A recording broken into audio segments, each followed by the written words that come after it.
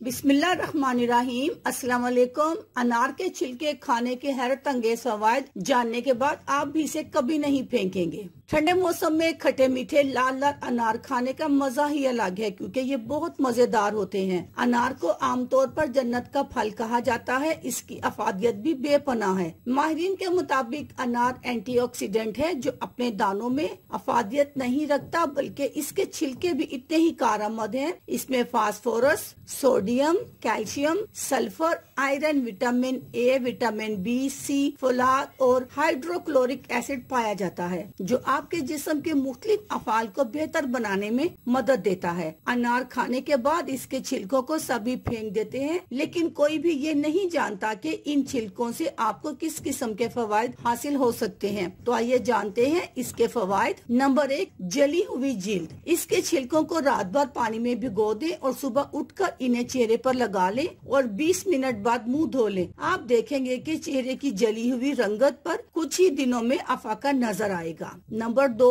बर्स के निशानात। जिस्म पर सफेद धब्बे या बर्स के निशानात को हल्का करने में अनार के छिलकों का पाउडर बहुत मुफीद है। नंबर 3, पेशाब के मसाइल। अनार के छिलकों को 1 गिलास पानी में भिगोकर पीने से पेशाब न आने या रुक रुक कर आने का मसला कंट्रोल हो जाएगा। नंबर 4, ज़ियाबतुस। इसका इस्तेमाल ज़ियाबतिस के मरीजों के लिए भी मुफीद है, क्योंकि ये जिस्म में बनने वाली इंसुलिन को कंट्रोल करता है। नंबर 5, भूख न लगने की तकलीफ। भूख न लगने की तकलीफ में अनार के छिलकों का पाउडर मुफीद है। ये गिजा की नाली में मौजूद इजाफी गैस को खारिज करता है ताकि भूख लगे। नंबर 6, दिल को ताकत देता है और जिस्म में साफ खून पैदा करता है। खून में मौजूद हेमोग्लोबिन को कसावतों से पाक करने में सबसे मुफीद है। अल्लाह हाफिज।